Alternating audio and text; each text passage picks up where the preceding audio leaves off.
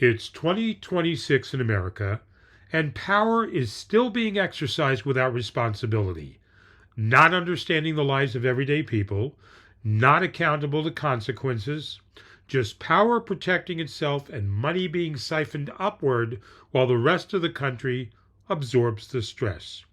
People are being crushed every day. Nobody in power gives a damn. And if this looks like stupidity running the country, it's because that's what corruption looks like when it doesn't even bother pretending anymore. And today, that reality shows up in what just happened and why it matters. This is a world gone mad. This is a world gone mad. Mad. I'm Jeff Allen Wolf. This is A World Gone Mad. So if you listened to the last episode, you already know I crossed a line. I didn't tiptoe up to it. I didn't debate it. I pole vaulted over it, planted a flag, knowing exactly what that meant. I talked about the United States grabbing Nicolas Maduro, dropping him into an American courtroom, and then casually talking about running Venezuela like it was a busted Radio Shack we just acquired. Government, infrastructure, oil, all of it. No whispering, no hesitation, just vibes. And at the time I said the most dangerous part wasn't the act. It was how calm everyone was about it. Well, congratulations, because in the last 48 hours, Donald Trump and MAGA leadership looked at the moment and said, cool, let's keep going. Because now we've moved from taking control to physically enforcing it. Venezuelan oil tankers seized, actual ships, actual oil, actual muscle. This isn't a think tank white paper. This is the United States going full maritime repo man. And I want you to imagine that headline flipped, just for fun. Picture China seizing American oil shipments and saying, don't worry, we've decided to manage your energy exports now. Totally legal, very normal, please remain calm. You'd be watching emergency sessions of Congress on every channel. You'd hear words like act of war, global crisis, existential threat. People would be screaming into microphones so hard they'd pass out on camera. But when we do it, it's framed as decisiveness, strength, leadership. You know, the three words we use whenever we don't feel like explaining ourselves. And here's the moment where you either laugh or you lose your mind.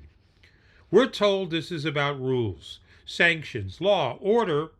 Meanwhile, the actual move is we took it because we could. That's the rule. That's the law. The rest is paperwork shuffling. This is what empire behavior looks like when it stops pretending it's embarrassed. And if you think this is just about Venezuela, you haven't been paying attention to what happened 5 minutes later back home. Because while we're out there grabbing oil tankers like it's a Black Friday sale on geopolitics, the federal government turns around and freezes billions of dollars in child care and family support funding to Democratic-led states.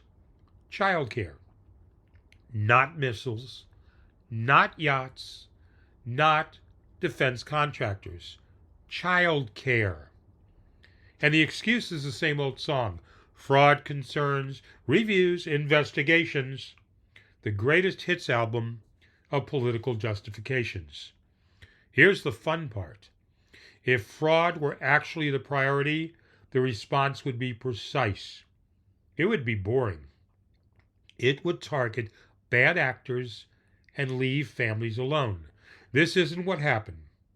What happened was a freeze so broad it might as well have come with a note that says, this will hurt people, but we're calling it discipline so it sounds respectable. Parents didn't commit fraud. Kids didn't commit fraud. Child care workers didn't commit fraud. But they're the ones now playing financial Jenga with their lives while politicians congratulate themselves for being tough. So let's put these two stories next to each other, because that's where the comedy turns into horror. Abroad, we seize oil with confidence and speed. At home, we freeze childcare with confidence and speed. Different targets, same instinct. Power up, pressure down. Because think about the message being sent. Oil gets taken care of immediately. Families get told to wait. Resources get protected. People get squeezed. And then we're all supposed to nod along like this makes sense. And nobody at the top in power is sweating. Nobody's scrambling. Nobody's worried about rent or coverage gaps or whether they'll have to quit their job because childcare just vanished. That stress gets outsourced to regular people like it's a cost of doing business. And the wildest part is how quiet the reaction has been. Not from Twitter. Twitter doesn't count. I mean real institutional resistance. Hearings. Red lines. Someone saying, hey, maybe we don't just do this without explaining ourselves. Instead, we get a shrug and a pivot. Because here's the secret nobody wants to say out loud. This only works if people are too tired to stay mad. And people are exhausted. They're broke. They're overwhelmed. They're managing 1,000 tiny crises. So power moves fast, trusts that outrage has a short shelf life. And that's the trick. You don't need approval. You just need people to move on. That's how we normalize anything. Not with one giant leap, but with a series of steps that each feel survivable on their own. Seize a leader, control the oil, freeze the funding, call it necessary. Wait for the next distraction. And suddenly you're living in a country where this is just how things work. This is why I said last episode that this isn't about one man or one nation. It's about precedent. We're only one full week into 2026, and we're starting it the exact same way we ended 2025. No accountability for Donald the Delusional One and his Republican enablers. And his Looney Tunes MAGA supporters still love Trump. We're just going to apparently let Donald do whatever the fuck he wants to do? Really? That's where we are now? Add in that ICE just shot a woman in the head in Minnesota. Tragic. Right now there should be outrage. Not waiting for the outrage. Actual outrage. Are there any Republican senators or Republicans in Congress, besides Democrat Gavin Newsom and 2 or 3 other people, who are actually willing to speak out and do something about all of this? Is this what we've become? A third-rate country led by a con artist? I know what some of you are thinking. Jeff, you keep saying the same shit over and over again.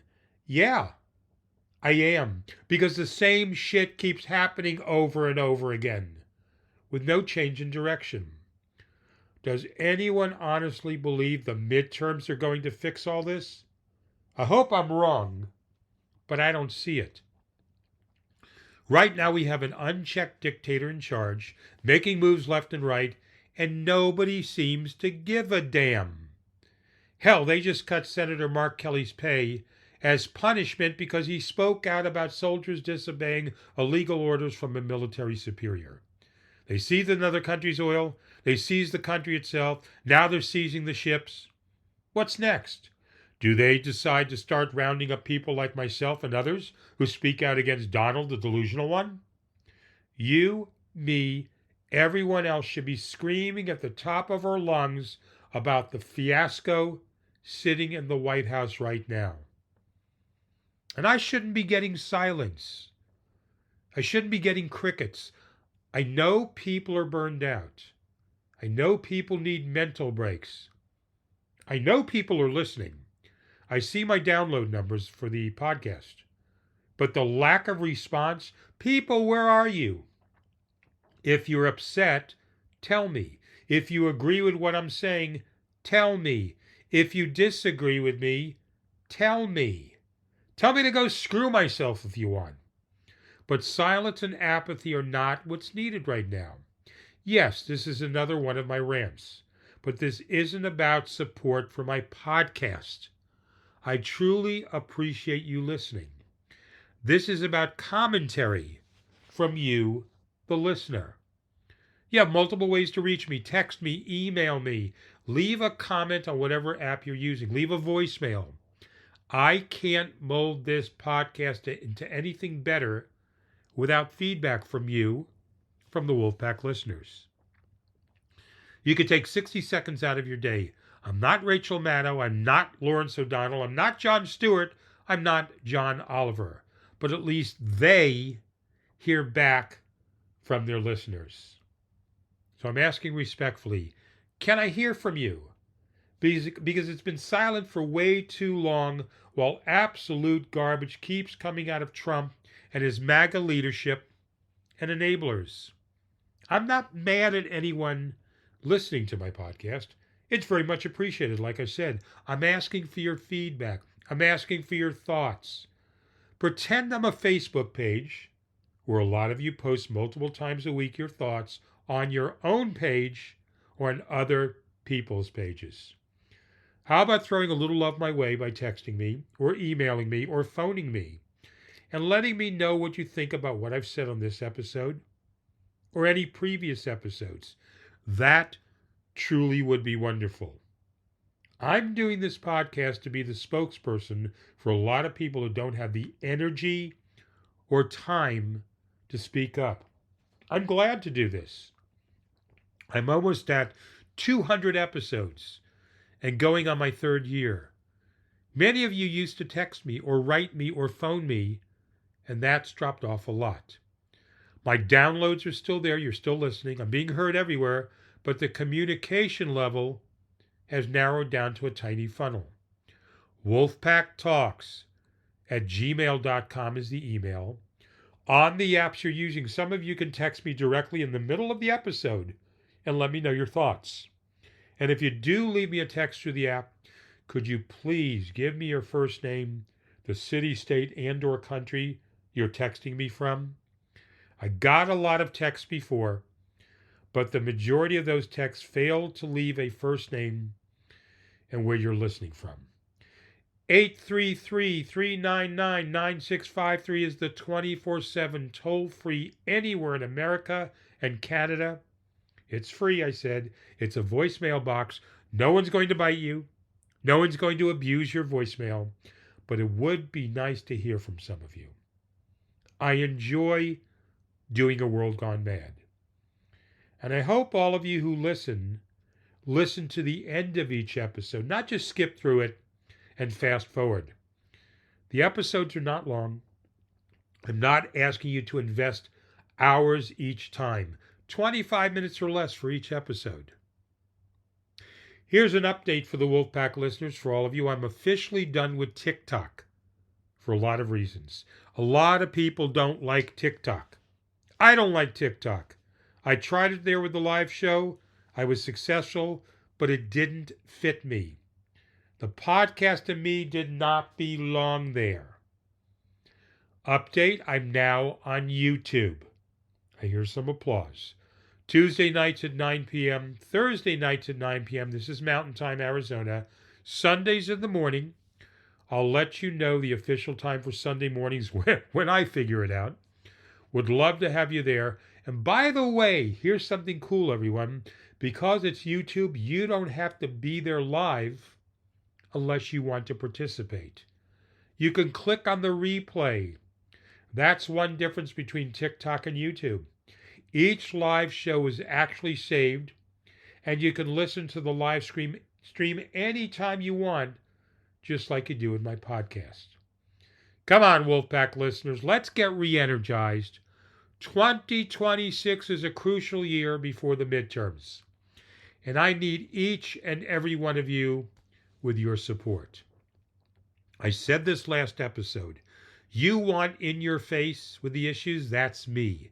You want the truth up front? That's me.